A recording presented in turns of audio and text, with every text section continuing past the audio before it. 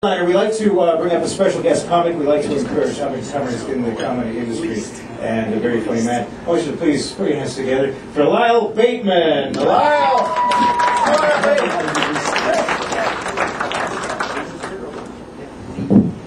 Hey Siri, always great to be down here to the cave. It's a little bit different from some comedians, and I spent 3 years in the philosophy department at the University of Calgary.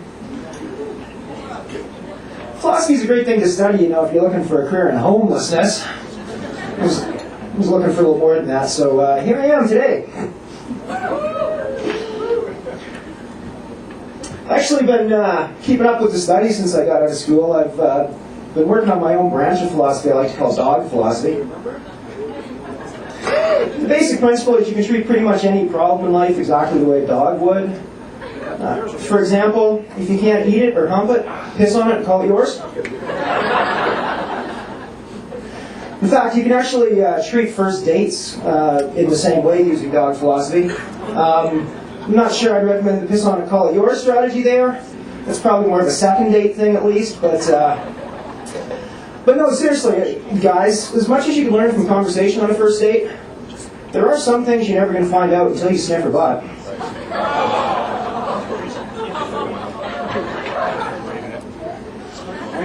I also enjoy watching TV quite a bit. I got a documentary a while back. It was a good documentary on tarantulas. It's basically about the life cycle and mating habits of spiders. Pretty much amounted to 48 minutes of hardcore spider porn. But, otherwise it was a whole lot of fun. The one thing I did realize is that male spiders don't come off very well in this world. They kind of get the short end of the stick. And so I was watching it. I realized that the classic cartoon theme song that a lot of us grew up with was totally wrong. So I wanted to write a new version and share it with you tonight. Spider-Man, Spider-Man, lonely neighborhood Spider-Man, mating once, then he dies. A life like that, I might switch to guys. Hey, hey, life sucks if you're Spider-Man. In the heat of the night, he arrives to make time, but she's not in the mood, 'cause he's there at lunchtime. Spider-Man, Spider-Man, horny neighborhood Spider-Man. The Spider Queen's web he arrives. Instead of sex, he's eaten alive. Hey, hey, dies after his first bang up. Now there's a real sex hang up. Life sucks for Spider-Man.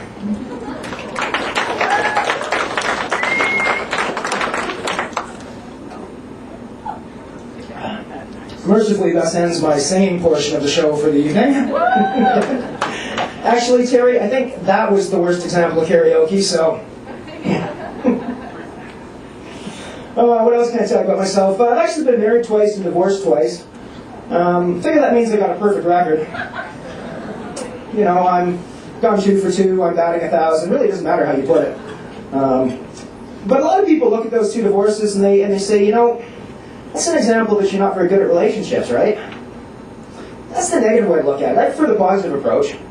I'm highly experienced, and I finish what I start.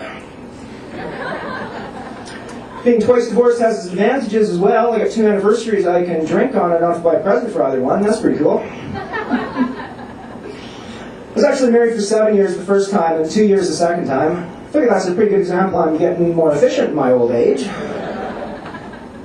I'm sure with a couple more tries, I'll have the whole marriage thing down over dinner and drinks. Hey, bartender, I'll have a kokanee and I'll have a small bungalow for the lady, please. For our main course, we'll have the roast chicken for 2, lately seasoned with bitter disappointments.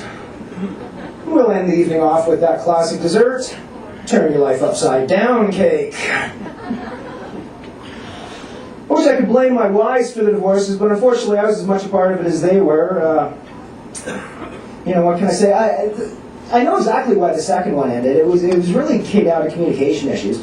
I'll give you an example of the sort of thing that happened. It was shortly after we got married, and my wife decided to do a striptease for me.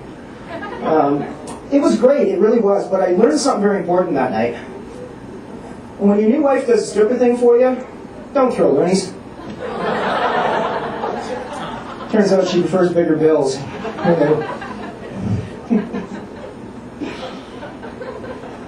I have a really good friend who went through the process of getting a boob job done recently. And while she was getting the procedure done, she mentioned that her plastic surgeon was in the same strip mall as the Smiling Buddha tattoo parlor. See, I figured this was the perfect opportunity for a cross promotion. That's just begging for a tats on tits sale.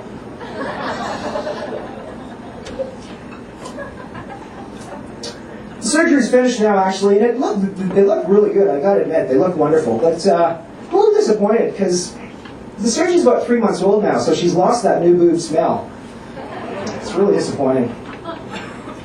Anyways, I think my time's pretty much up for the night, so I'm going to take off here pretty quick. But I just want to leave you with one final thought. My girlfriend's got a theory that women would enjoy oral sex a lot more if women were made out of chocolate. I'm thinking it's a pretty good theory as long as it's the kind of chocolate that melts in her mouth and not in my hands.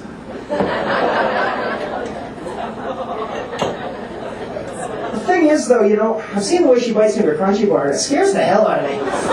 Thanks, folks. You guys have been great. Enjoy the rest of the show.